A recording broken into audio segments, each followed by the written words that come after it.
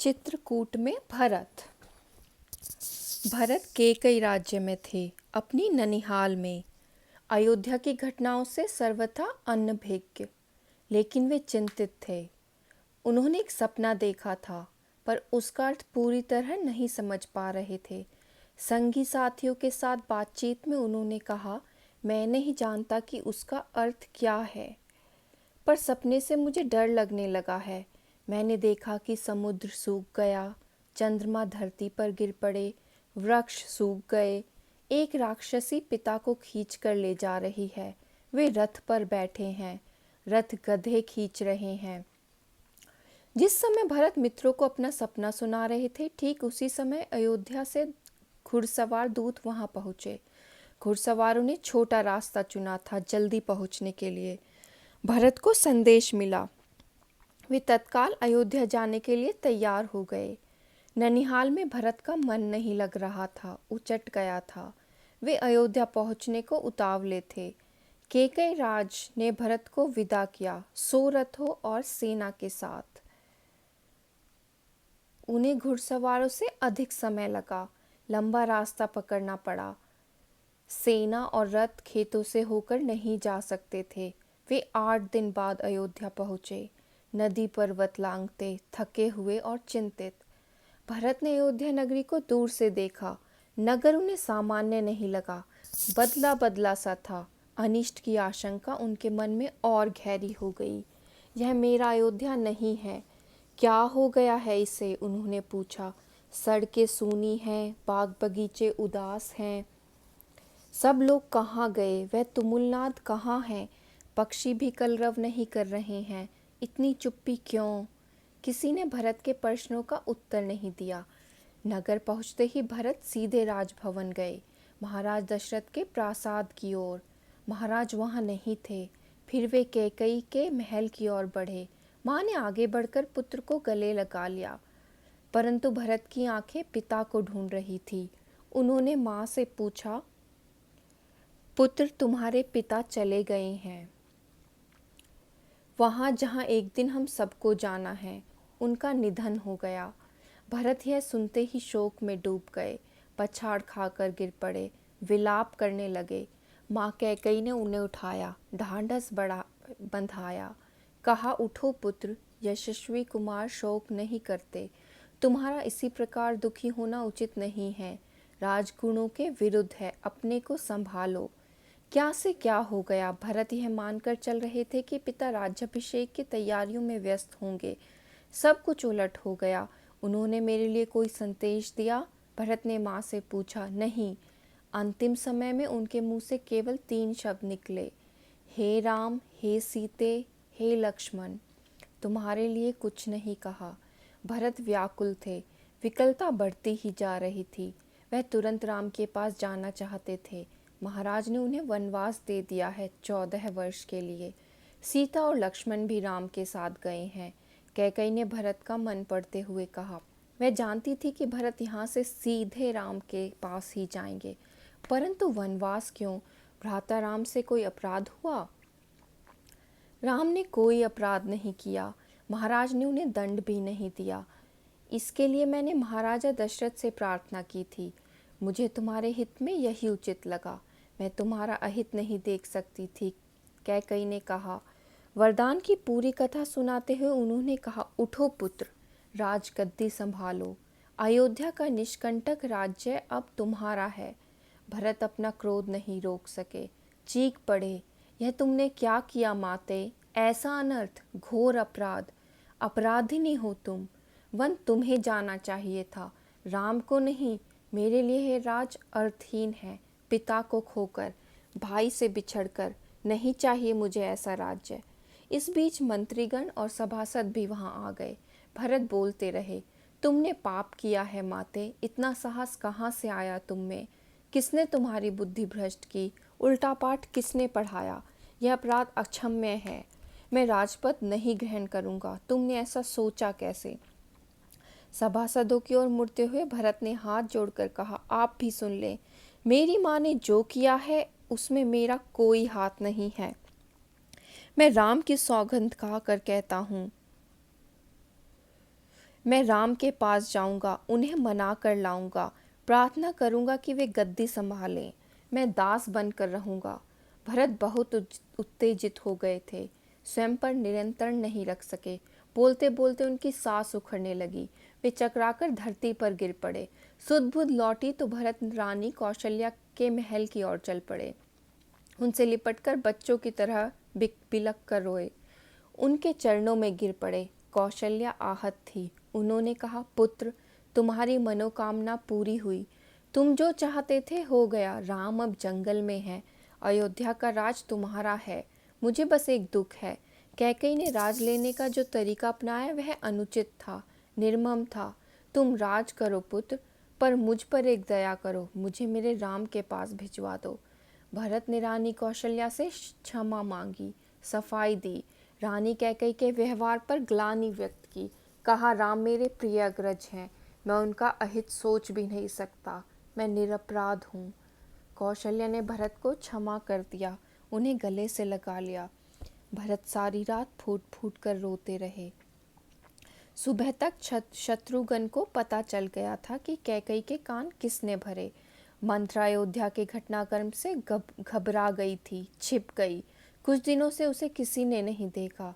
भरत और शत्रुघ्न राम को वापस लाने पर मंत्रणा कर रहे थे। तभी शत्रुघ्न की दृष्टि बचकर निकलती मंत्रा पर पड़ी। उन्होंने लपक कर उसके बाल पकड़ लिए, खींचते हुए भरत के सामने लाए। भरत को दासी की भूमिका बताई। शत्रुघ्न उसे जान से मार देने पर उद्यत थे। भरत ने बीच बचाव किया। मुनि वशिष्ठ अयोध्या का राज सिंहासन रिक्त नहीं देखना चाहते थे। खाली सिंहासन के खतरों से वे परिचित थे। उन्होंने सभा बुलाई, भरत और शत्रुघ्न को आमंत्रित किया। भरत से कहा, वत्स, तुम राजकाज संभाल लो, पिता के निधन और बड़े भाई के वनगमन के बाद यही उचित है। भरत ने महर्षि का आग्रह अस्वीकार कर दिया। बोले, मुनिवर, यह राज्य राम का है, वही इसके अधिकारी हैं। मैं यह पाप नहीं कर सकता। हम सब वन जाएंगे और राम को वापस लाएंगे। वन जाने के लिए सभी तैयार थे। भरत ने सबके मन की बात कही थी। सबकी इच्छा थी कि राम अयोध्या लौट आएं। अगली सुबह भरत सभी मंत्रियों और सभासदों के साथ वन के लिए चले। गुरु वशिष्ठ साथ थे, नगरवासी भी थे। अयोध्या की चतुरंगिनी सेना तो थी ही। राम तब तक गंगा पार कर चित्रकूट पहुंच गए थे। वहाँ एक आश्रम था, महर्षि भारद्वाज का, गंगा यमुना के संगम पर। राम आश्रम में नहीं रहना चाहते थे ताकि महर्षि को असुविधा ना हो।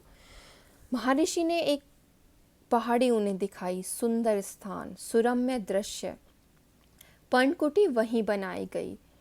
भरत को सूचना मिल गई थी, वे चित्रकूट ही आ रहे थे, पूरे दल बल के साथ। सेना के चलने से आसमान धूल से अट गया, हर ओर कोलाहल।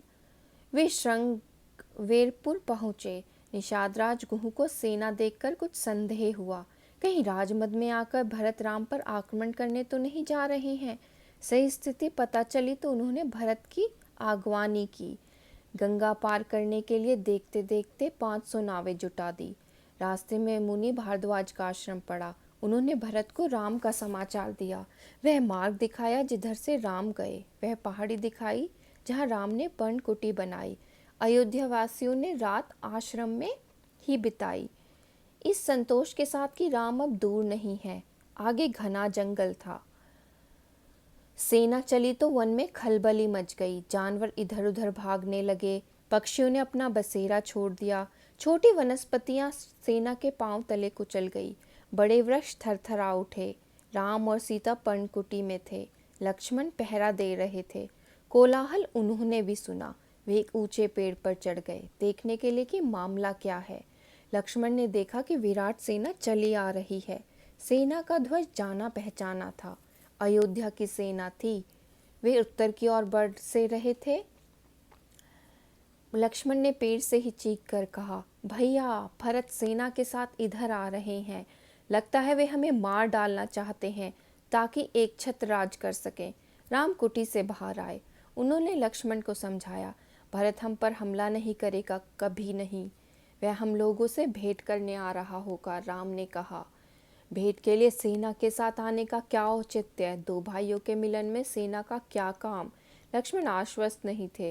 वे सेना पर आक्रमण करना चाहते थे। राम ने उन्हें रोक दिया।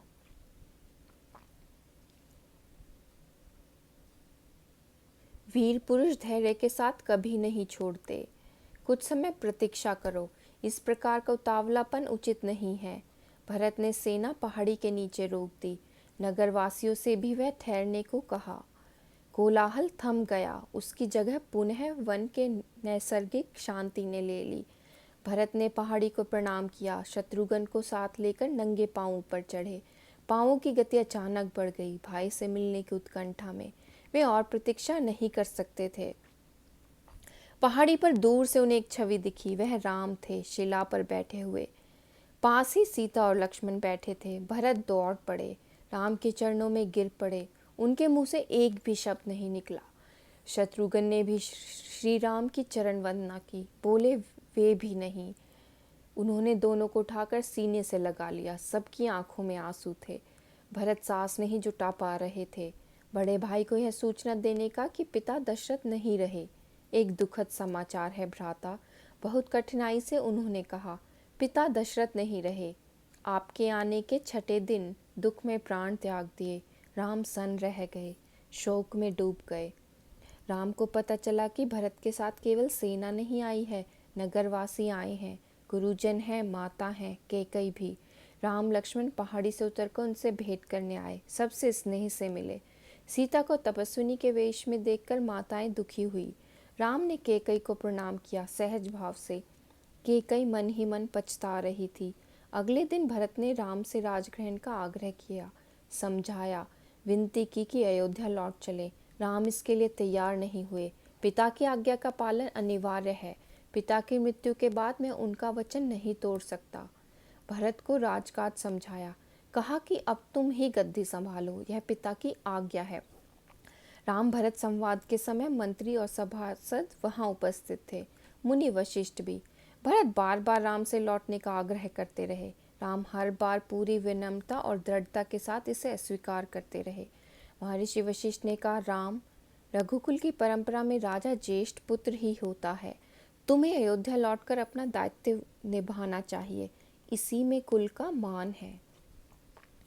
राम ने बहुत संयत स्वर में कहा, चाहे चंद्रमा अपनी चमक छोड़ दे, सूर्य पानी की तरह ठंडा हो जाए, हिमालय शीतल ना रहे, समुद्र की मर्यादा भंग हो जाए, परंतु मैं पिता की आज्ञा से विरत नहीं हो सकता। मैं उन्हीं की आज्ञा से वन आया हूँ। उन्हीं की आज्ञा से भरत को राजगद्दी संभालनी चाहिए। राम किसी तरह लौटने को तैयार नहीं हुए। भरत के चेहरे पर निराशा के भाव थे। वे विफल हो गए थे राम को मनाने में। आप नहीं लौटेंगे तो मैं भी खाली हाथ नहीं जाऊंगा। आप मुझे अपनी खड़ाऊ दे दें, मैं 14 वर्ष उसी की आज्ञा से राजकाज चलाऊंगा। भरत का यह आग्रह राम ने स्वीकार कर लिया, अपनी खड़ाऊ दे दी। भरत ने खड़ाऊ को माथे से लगाया और कहा, 14 वर्ष तक अयोध्या पर इन चरण पादुकाओं का शासन रहेगा। सबको प्रणाम कर राम ने उन्हें चित्रकूट से विदा किया। राम की चरण पादुकाओं को एक सुसज्जित हाथी पर रखा गया। प्रतिहारी उस पर चंवर ठुलाते रहे। अयोध्या पहुंचकर भरत ने पादुका पूजन किया। कहा, ये पादुकाएं राम की धरोहर हैं, मैं इनकी रक्षा करूंगा, इनकी गरिमा को आँच नहीं आने दूंगा। भरत अयोध्या में कभी नहीं रुके, तपस्वी के वस्त्र पहने और नंदीग्राम चले गए। जाते समय उन्होंने कहा, मेरी अब केवल एक इच्छा है, इन पादुकाओं को उन चरण में देखूं जहां इन्हें होना चाहिए। मैं राम के लौटने की प्रतीक्षा करूंगा। 14 वर्ष।